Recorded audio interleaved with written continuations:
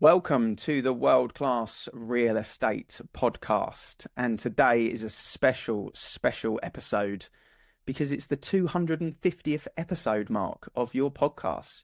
You and Sam made it back in 2000 and 19, yeah, 250 episodes. It's kind of crept up on us a little bit, this fairly significant milestone. But we were just talking off air. I think we recorded first July 2019, put out in August, and we've talked about this in the past, in a very poor audio setup in the home search offices where you could hear the aircon in the background. But we did it, we put it out, and we've put out every week since to get here at 250 episodes. So yeah, it feels pretty significant. yeah, I mean, for me, the reason why I felt quite privileged to get involved was this is the OG of podcasts, the OG of audio podcasts. It was the first one that everyone started listening to. And you can see that from the amount of downloads as we were looking at the stats that I'm sure you'll share shortly. But it is the OG. And I think, what we've been talking about between ourselves and Sam about how we can level this up over the rest of the second half of this year is going to be quite exciting. Bringing some more video content to it as well, the YouTube channel. And really this podcast is the staple for estate agents to come and learn from, get inspired by. Midweek, that kind of hump day, right? Let's have a little listen to this on the way to work or, on Thursday, whenever it may be, and then have a big difference in the second half. So I want to say congratulations to you guys, because I think the stats are something like 60% of podcasts don't make it to 10 episodes. So I don't know what the percentage is for 250. Yeah, I was thinking maybe we should try and have a look at that. What percentage, how many people have done 250 or more. So yeah, there is a stat about the 10% and how you can do that. But this has been, I'm really chuffed that you said that about people listening and coming to this for the training podcast. Ultimately, that's why Sam and I started this, just to try and give something back. And I say it every week, but it is genuinely true. We really care very passionately about this industry. And as you say, we've been having conversations about how we just level it up a little bit more. We had the rebrand a few months ago. We want to now take that on to the next level, because we want to continue to evolve and continue to improve it, which is one of the reasons why you're here Ian, just to try and take it to the next level, because we feel now we've got a nice variety, with Sam obviously being in Australia and having the Australian guests, that hopefully we can bring people value that they may not have seen or heard before. And that's the idea. We'll introduce video, but hopefully people are still getting, those key little training points. As you say, my idea is way to work, or when you're out for a run or whatever it is, you stick it on and you can take something out of every single episode. And if you've done that for 250 episodes, well, in fact, we'd love to hear from you, because if you listen to every episode, I wonder how many people have done that. But you mentioned the stats before. So August 2019, coming on for 5 years, 250 episodes, over 73,000 downloads and listens. So we've had a fairly significant following for quite a time. It feels like a privilege to be able to talk to all those people on a regular basis. 73,000 downloads. That, I think we can safely say that's got to be the most listened real estate podcast or estate agency podcast in the UK, because that's powerful. The next landmark then is the 100K, the big 100K. Try and get that done by the end of the year. That would be amazing if we could get that really sort of rolling through. And I want to talk to you about some of the lessons that you've learned from it in a second. And I think it'd be topical on this episode as well, so people know what we're going to discuss. But there's been quite a few things happen just in the last week. We've obviously had the election. 88% of Britons have spoke about a particular subject in the last few days, according to a YouGov survey. So I think we need to touch on exactly what that is that they're talking about at the moment. Is it Gareth Southgate? Look out the window. There's no guesses. But how that relates to estate agency, probably Southgate as well, might have been discussed.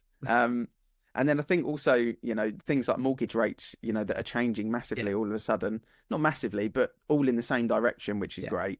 And maybe we touch a little bit on a few other bits as well. But first of all, I mean, 250 episodes, we were looking at some of the guests. You had some phenomenal estate agency faces and personal brands on here, and even the episodes that I've done, there's been so much value from the guests that get shared. But what are some of the big kind of takeaways that not just inspired you, but you've actually managed to bring into your business off the back of, Yeah. running the podcast? So what things sort of strike out to you there?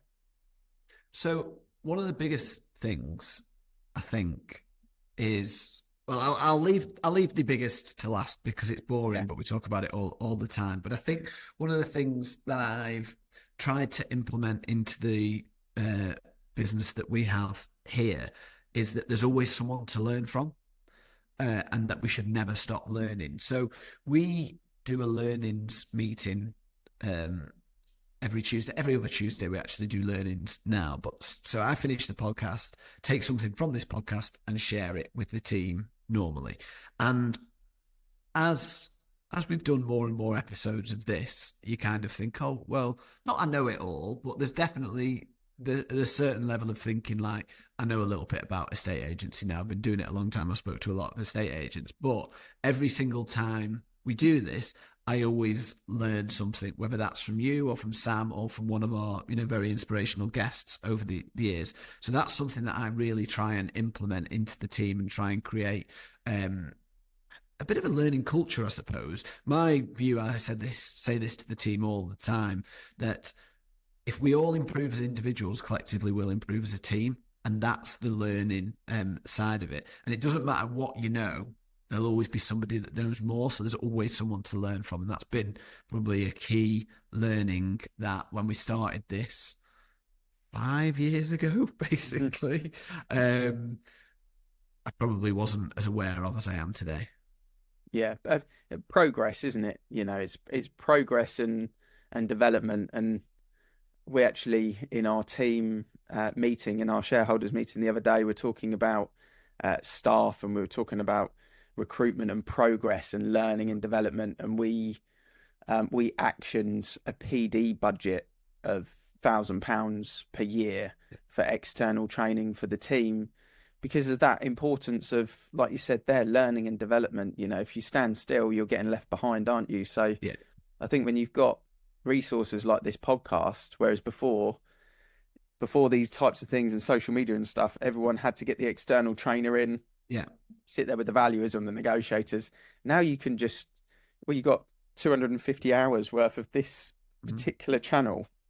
If you spent a year just listening to those episodes as someone, as a new agent or someone that wants to level up their agency skills, you're going to become borderline expertise in your knowledge just from listening to other experts. And I think that's amazing, really, in this day and age, isn't it? That's an amazing resource that you just wouldn't have before. Yeah, absolutely. And that, that should bring the level of our industry up, right? And that's the whole point of people who put out content like this, is to try and, one of the motivating factors is certainly to try and get our reputation as agents and the quality of estate agency in this country higher.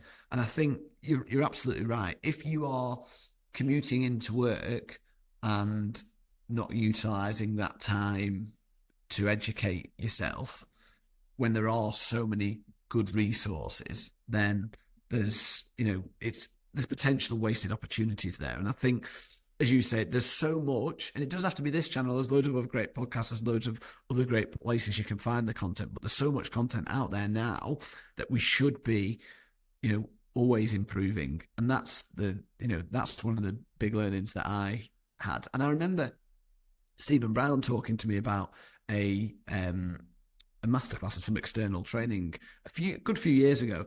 And I listened to their podcast before we started this podcast, which is no longer going now, unfortunately. But I remember saying to him, I've got so much free content at the moment. I want to make sure that I know that and nail that before I then go and pay to do something. And then obviously since paid and done loads with Stephen. But there is so much out there. You need to be utilising it.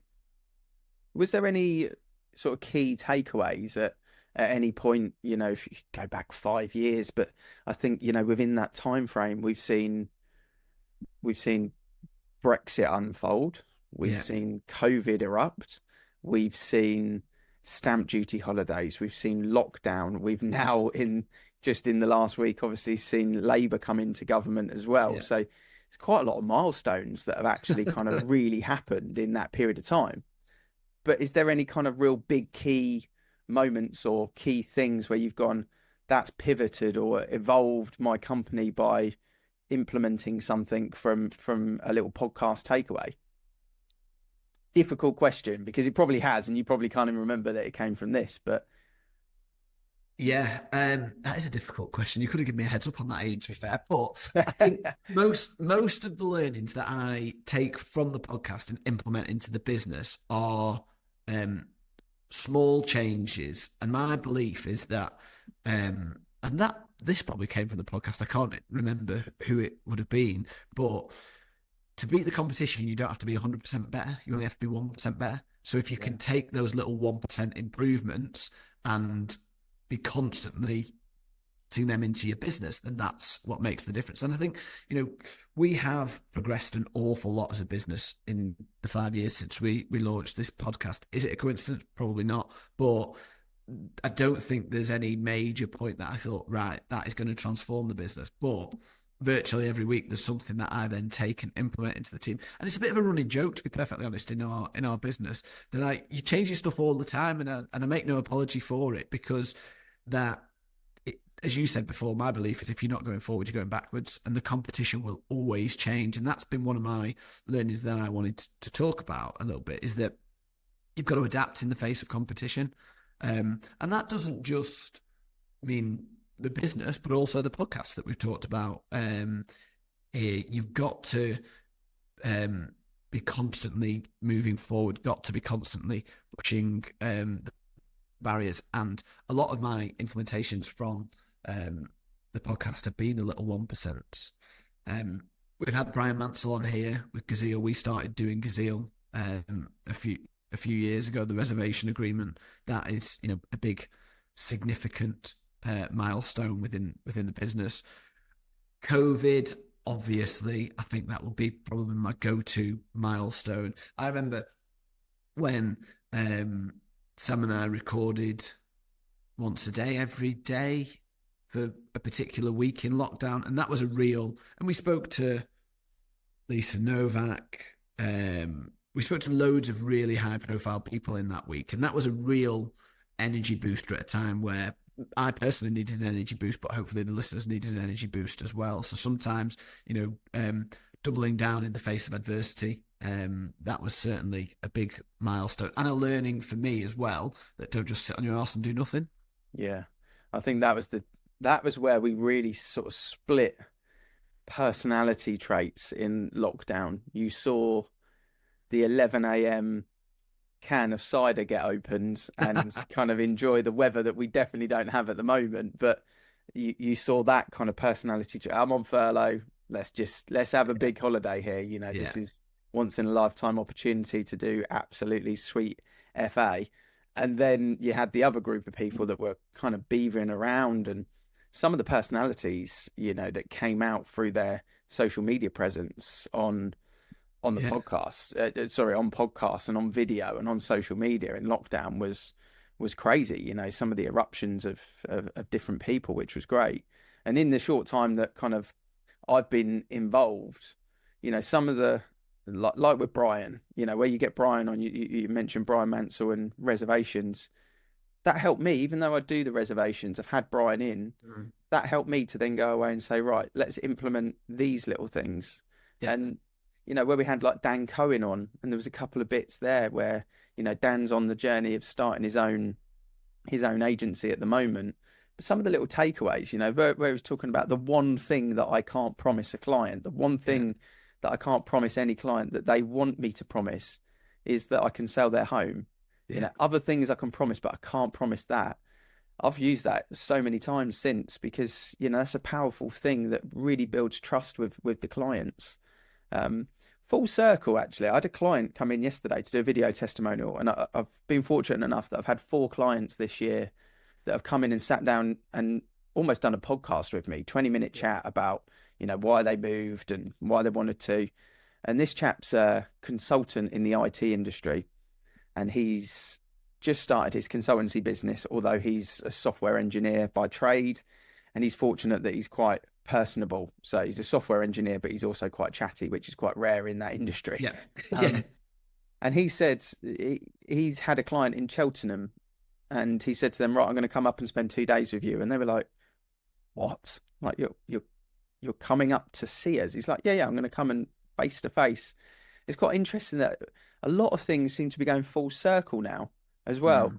And we always talk about agency, and now you've got the adoption of AI, and will estate agents even be a thing in a few years' time? And that's the moments where I sat there on the sofa and I was like, for us as agents, and he was talking about the valuation as well, and he'd been duped in originally to like an overvaluation and Yeah. really good sales pitch, and then never heard from the valuer again, and had to change agent, and that's where we came in, etc. But that little things there that kind of go full circle make me think that you go back 5 years and listen to the first 10 episodes of this podcast, it may even be more relevant than the 10 episodes from 12 months ago, I would think, Yeah. because that's the beauty of this sort of stuff. It does kind of go round in circles a little bit, I think. So it'd be interesting to see how relevant some of those episodes are of the first 10 to today. Probably Yeah. re-inspired, I would have thought. Yeah, well, it'd be interesting to do that. I really struggle to listen back though, if I'm being perfectly honest. I don't like hearing myself. I know I like hearing themselves, do they? But maybe in the car, I might go back and listen to some of those originals. And then finally, before we move on to sort of more topics of today, I mention it, but this is the one biggest learning that I've had from doing this, which has allowed us to get to 250 episodes. And this is Sam's fault. This is kudos to Sam. Consistency is absolutely key. And I remember when we first started doing it, I was like, should we do like a season and then like record loads in once and have a break? And Sam said, no, we'll schedule it. We'll do it 8 a.m. every Tuesday. And we won't miss a week, and we'll just keep doing it. And that we still record. It's 8:30 Tuesday, 9th of July now. We still do it at the same time every week, and that consistency has allowed us to get to the number that we're at now. And the fact that it's in the diary, in the schedule every single week, schedule it, do it, no excuses. We don't ever change the time. That's just the way it works. And I think that is the biggest learning, and I should be implementing that more in my business as well. There is no doubt about it, but that is my biggest, most key takeaway from 250 episodes, 73,000 downloads, 5 years of doing this. If we kept chopping and changing it, inevitably it's going to get dropped. And for me, early mornings work. I would much rather do this right out of the start of the day, and then it sets your day up for success. So that's my absolute key learning: consistency. Get it in the diary. For me, find out when it works for you, but for me, it's early. Start the day with a bang.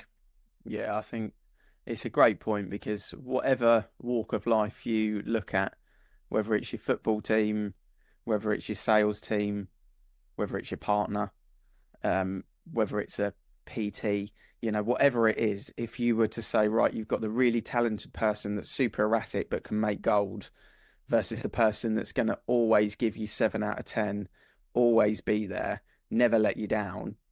In every walk of life, you're picking the 7 out of 10 every time, because you know where you stand, you can build trust, and you can bank on them to be that kind of substance and that foundation within your life, whichever way you look at it. And that's where, as humans, we always kind of warm to that, and being consistently boring is ultimately the recipe for success in anything, isn't it? Yeah, I always remember actually when I first met Michelle Gallagher, and she'd won the A Masters maybe the first year or maybe back to back, but she'd been voted the best agent basically in the country. And her comment to me was, "It's like, so what's the secret?" She says, "I'm boringly consistent." And I think that is, that's a big, it's the biggest word, it's the biggest learning. If you're going to do it consistently. If you're not, don't bother. Yeah, 100%. If you're going to clean your teeth really, really well one day of the year, it's not going to beat doing it every single day throughout the year. I always use that analogy with the kids, because that's the truth behind it. If you're going to go to the gym once really, really well that month, it's not going to beat going okay every single day of the month. So same applies and to adopt it. So mortgage rates then, current Yeah. affairs, let's cover a few of the bits. I mean, we'll get onto the election, but mortgage rates, that's the first thing that I've noticed that's happened. In fact, the mortgage advisor that's doing my mortgage, because I've got a remortgage due in 22 days, Yeah. which is obviously the end of July, and I've got a 1.52 rate at the moment. And obviously, I'm going to be hit relatively heavily with a hefty increase on that. But Yeah. he did call me yesterday and say, I can save you £6.50 a month because the rates have dropped if you want me to press the button. And I Woohoo! said, do you know what, Tom? Don't press the button because I think in the next week to Mm. 2 weeks, you may be able to save me more money because it would appear that since the election, what I'm seeing is all the major people are just incrementally, but in the right direction, rather than incrementally going up, they're incrementally going down. And that's a really bloody good sign for us estate agents, I would say. Yeah, I think the two are a little bit related. The theory that the government don't influence the Bank of England, in my opinion, is rubbish. But not to get political or on a soapbox, I think interest rates, the base rate is going to come down, right? Everyone knows that, and we had already started to see the major banks just start to compete a little bit for business again, and those interest rates were dropping. So very good positive signs from the mortgage market, and I hope that that is going to be combined with more consumer confidence from having a stable government. Whatever your political preference, the fact is we've now got a government with a strong majority who will be able to make decisions. And I was pleasantly surprised at um, the absence of the non-action that normally happens in the build-up to an election. We've had elections in the past, and the phones just stopped ringing, and the phones were a little bit quieter, and our numbers were a little bit down, but nowhere near the extent where it had happened previously. And I think there's a couple of things. I think basically the election result was pretty much known to everyone before it happened. The the money markets have hardly moved as a result of the election because, again, maybe those changes had already taken place.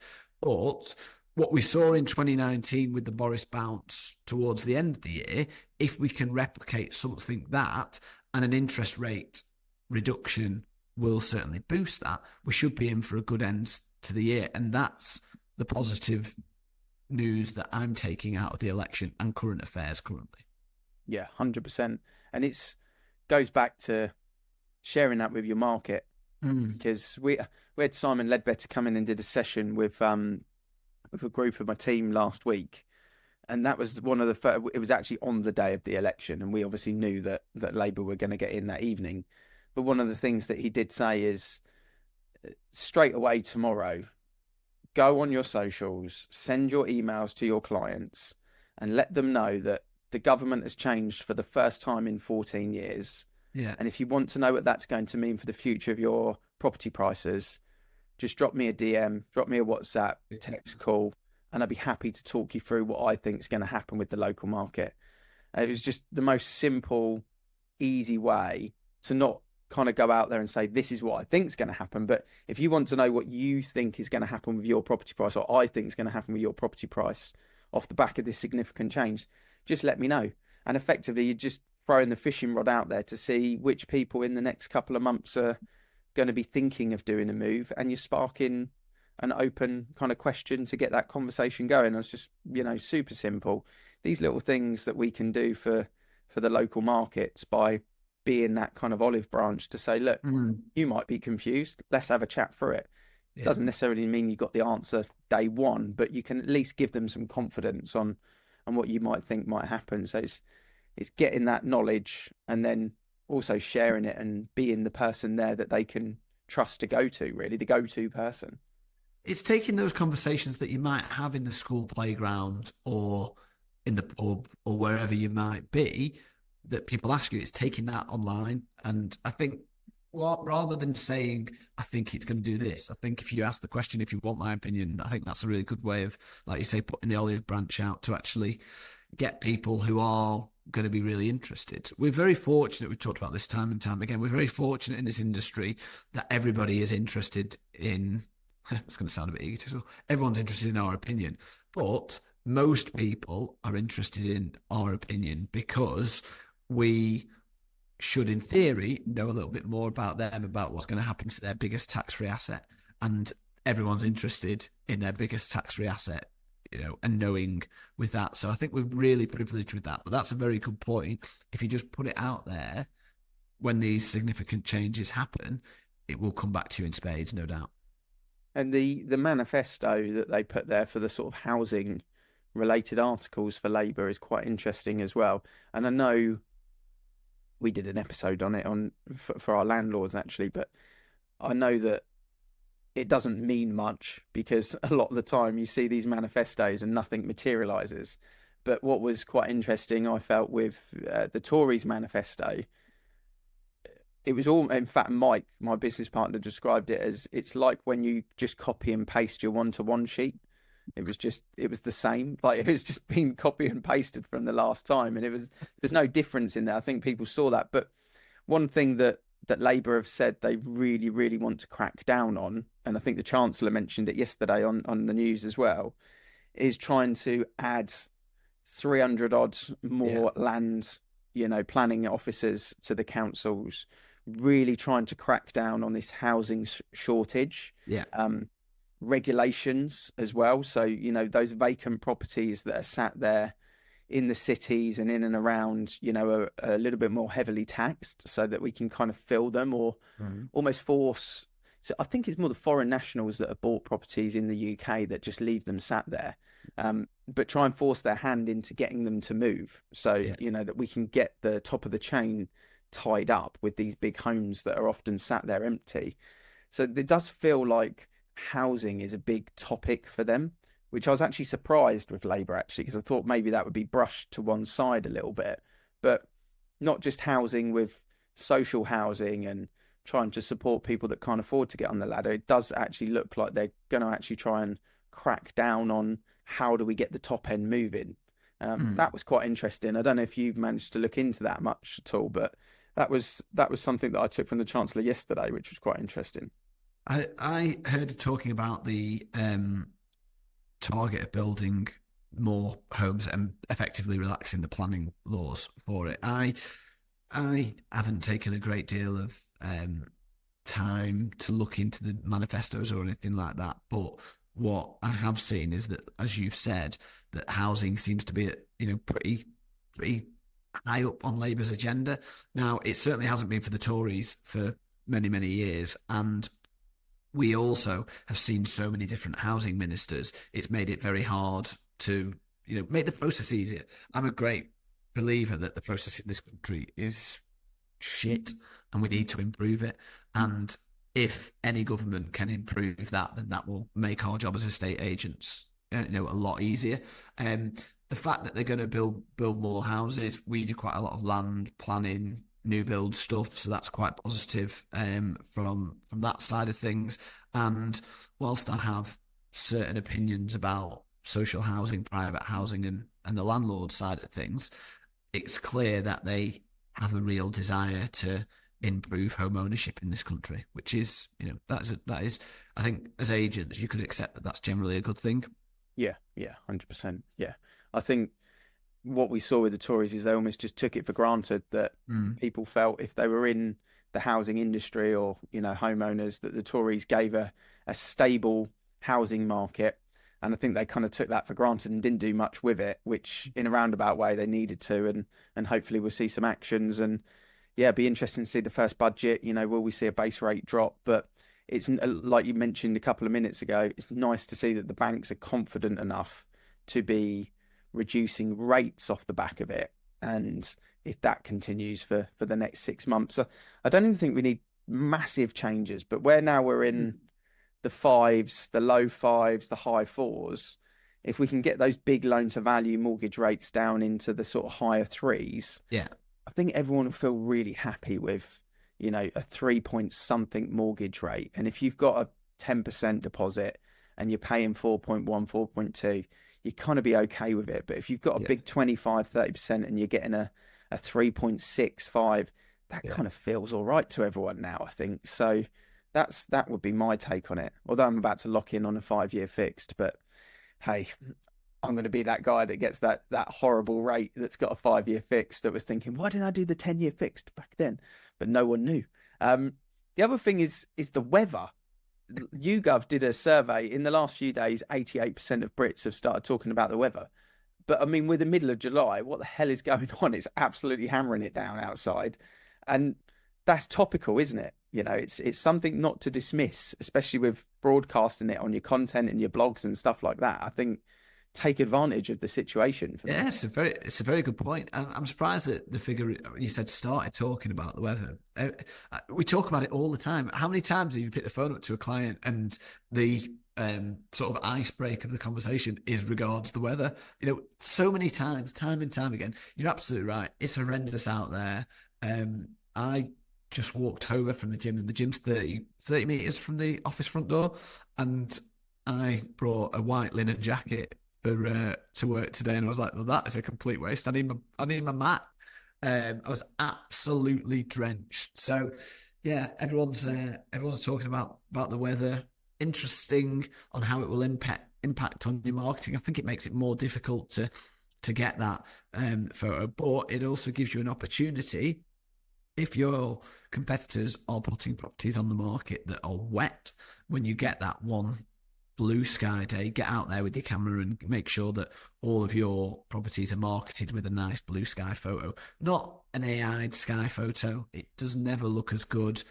Everyone can see the puddles on the ground when you've got a blue sky. It doesn't make any sense. So even the weather can give us opportunities as agents. If you can make it work that you're having conversations with clients about it, or you can make it work so that your houses all stand out when somebody's searching on Rightmove. There's opportunities in everything, isn't there?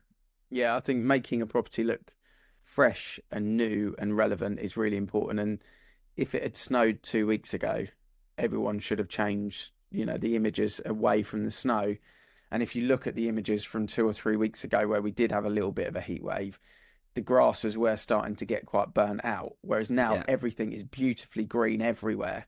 And that's the thing that I would be looking at as a buyer. I would be kind of looking for what looks current and relevant, and that's everything green. People have got the best grass they've ever had. Yeah. So Yeah. take advantage of that. And if your competition is not updating photos and using old stuff, then that's your leverage to show that you're the agent that really wants to do right by the client and make the social content. Doing viewings in the rain is very different to doing viewings in the sun. So Yeah. talk and show that you're going to be impacting that. Doing photos and videos, getting your house ready in the rain is very different to the house, getting your house ready in the sun. So get that content out there and Mm. let people know that you're thinking that way and you're the authority on the market. I think would be a big thing. And kind of with it being the 250th episode mark and moving the podcast on to as much learning based and inspirational as we kind of said at the beginning. I think it would be great to get anyone, that's out there that's listened to a lot of them.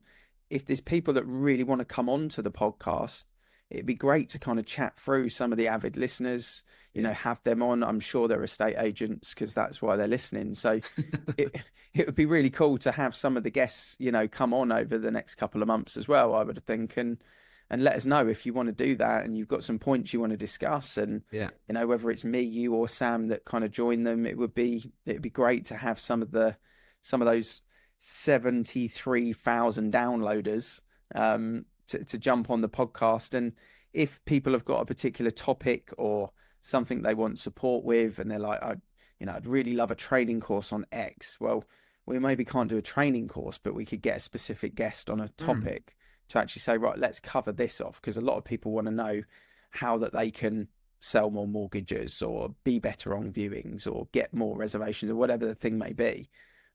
So yeah, just calling out the audience really to say, yeah, chat to us, DM, comments, let us know what you want, and we can kind of shape the next couple of weeks around that a little bit as well, I think is probably a good idea. Yeah, absolutely. Yeah, bit of a call for feedback. I'd love to hear from people who've listened to, most, if not all of the episodes, what they've enjoyed and what they would like to see going forward. Whether that's them coming on, whether it's topics, anything like that. We'd really like to reach out and or have people reach out and contact us. So the idea now moving forward is that we are going to level up, but we want to shape it around what the listeners are actually looking for. So if you are listening, please do, throw us your opinion, Facebook, LinkedIn, Instagram, wherever, you want to reach out. It would be really important if we hear from a few people, because the improvements that we're looking to make to the podcast, I'd really like them to be based on some listener feedback. Yeah, absolutely. It'd be great to get that feedback. It'd be great to get some people on, the podcast as well. And it would be exciting to see how quickly that 100,000 download mark gets ticked off. Does it get done in 2024 or 2025? That is the question. Yeah. Also, I guess the one last thing is this will go out on Wednesday, and 8 p.m. on Wednesday, England play Holland. I'm actually wearing the Dutch colours, which was unplanned. I've just noticed. Doesn't mean I'm supporting Holland. But let's have a quick prediction, Mark. What are we thinking? Oh. I mean, it's not been great, has it? Let's be honest. I know people have tried to say it got better in the last game, but it was dire. It wasn't Did it better. get better? It was pretty awful. I love the pundits' reaction. They've definitely had a conversation that says, let's try and be more positive. So yeah, fair enough. Did it get much better? Me and my mates moaned through most of it, I'll be honest. Yeah. It's been a tough watch, but they're in the semi-finals, so how can you complain? You can't complain the fact that they've got to the semi-finals. I just wonder if we're good enough to beat the Dutch. I hope we are. I hope a prediction of 2-1 comes through. Have we scored 2 goals in a game yet? We've not, have we? Not in 90 minutes. We haven't. I don't think. No. No. So, yeah, I'd like to think 2-1 and starting to make some progress to gain a bit of serious. They've got a bit of momentum now, but a bit of serious momentum. They say good teams win games when they're playing badly, and in my opinion, England are not playing well. So the fact that we're there is an absolute blessing. But let's be positive. I think 2-1 England. What do you reckon?